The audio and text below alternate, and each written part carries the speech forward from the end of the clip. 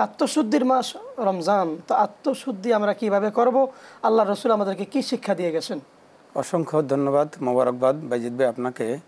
আসলে রমাদানুল কারিম হচ্ছে আমাদের জীবনকে ঢেলে সাজানোর এক অনন্য মৌসুম। এই সময়টাতে আমাদের সবচেয়ে বড় যেটা উপকার হয় সেটা হচ্ছে প্রত্যেকটা মানুষ নিজেকে নতুন আঙ্গিকে তৈরি করে। সে নিজেকে তাজকিয়ায়ে নফস তথা আত্মশুদ্ধির মাধ্যমে এক নতুন মানুষ হিসেবে উপস্থাপন করে। বিশ্বনবী মুহাম্মদ রাসূলুল্লাহ সাল্লাল্লাহু আলাইহি সাল্লাম তাইতে চমৎকারভাবে বলছেন, মাল্লাম ইয়াদা কাউলা যুর ওয়াল আমালা বিহি ফালাইসা লিল্লাহি হাজাতুন আন ইয়াদা তুআমাহু ওয়া শারাবা। আল্লাহ রাসূল বলছেন, যে ব্যক্তি মিথ্যা এবং মিথ্যার সাথে সংশ্লিষ্ট কাজ বর্জন করতে পারলো না, তার এই খাদ্য এবং পানীয় বর্জন করে আল্লাহর কোনো উপকারে আসে না, এই রোজা আল্লাহর কাছে গ্রহণযোগ্য হয় না। বিশ্বনবী সাল্লাল্লাহু আলাইহি সাল্লামের আগমনই তো ছিল মানুষকে তাজকিয়া করার জন্য। আল্লাহ রাব্বুল আলামিন তাই তো চমৎকারভাবে সূরা জুমার মধ্যে বলছেন, হুয়াল্লাযী বাআসা ফিল উম্মিয়িনা রাসূলাম মিনহুম ইয়াতলু আলাইহিম আয়াতিহি ওয়া ইউযাক্কিহিম ওয়া ইউআল্লিমুহুমুল কিতাবা ওয়াল হিকমা ওয়া ইন কানু মিন ক্বাবলু লাফি দালালিম মুবিন। তিনি তো ওই সত্তা যিনি তার রাসূলকে প্রেরণ করেছেন একটি উম্মি জাতির নিকট, তাদেরই মধ্য থেকে একজন রাসূলকে প্রেরণ করে যিনি তাদেরকে কোরআন শিক্ষা দিবেন, হিকমা শিক্ষা দিবেন, তাদেরকে তাজকিয়া করবেন অর্থাৎ আত্মপরিশুদ্ধি করবেন এবং তাদেরকে বিজ্ঞান শিক্ষা দিবেন। আল্লাহ রাব্বুল আলামিন এই বাণীতে মানুষকে তাজকিয়া তথা আত্মশুদ্ধির জন্যই রাসূলকে প্রেরণের ঘোষণা দিয়েছেন। আর এই জন্যই রাসূল সাল্লাল্লাহু আলাইহি সাল্লাম এমন এক জাহিলি সমাজকে পরিবর্তন করতে পেরেছিলেন যেটা ছিল অন্ধকার আচ্ছন্ন যুগ, যারা নিজেদের কন্যা সন্তানকে পর্যন্ত জীবন্ত কবর দিতে দ্বিধা করতো না। এমন একটা যুগকে এমনভাবে পরিবর্তন করলেন যে আল্লাহ রাসূল নিজেই ঘোষণা করলেন, খায়রুল কুরুনি করনি, আমার যুগই হচ্ছে সর্বশ্রেষ্ঠ যুগ। এমন পরিবর্তন কিভাবে করলেন? মানুষকে তাজকিয়া নফস করলেন, আত্মশুদ্ধি করলেন।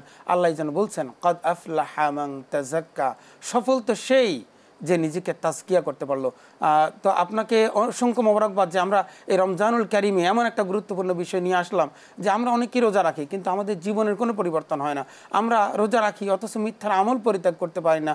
আমরা রোজা রাখি ঠিকই, খাদ্য পানীয় থেকে আমরা বিরত থাকি, কিন্তু ঘুষ থেকে, সুদ থেকে, অন্যায় অপরাধ, পাপাচারিতা থেকে আমরা নিজেকে নিবৃত্ত করতে পারি না।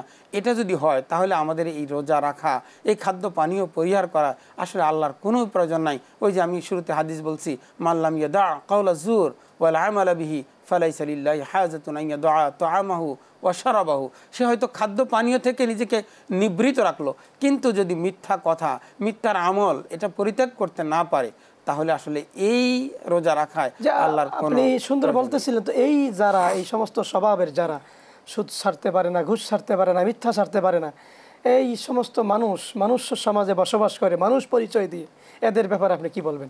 জি, ধন্যবাদ। আসলে প্রত্যেক ব্যক্তি নিজেকে সংশোধন করার জন্য তার বিবেকটাকে একটু কাজে লাগাতে হবে। আমাদের এই অনুষ্ঠানের মাধ্যমে আমরা আমাদের সম্মানিত দর্শক শ্রোতাদেরকে জানাতে চাই যে আমরা যদি একটু চিন্তা করি যে আমি আসলে রোজাটা কেন রাখতেছি, এই ব্যাপারে রাসূল সাল্লাল্লাহু আলাইহি ওয়াসাল্লাম চমৎকার একটা হাদিস আছে।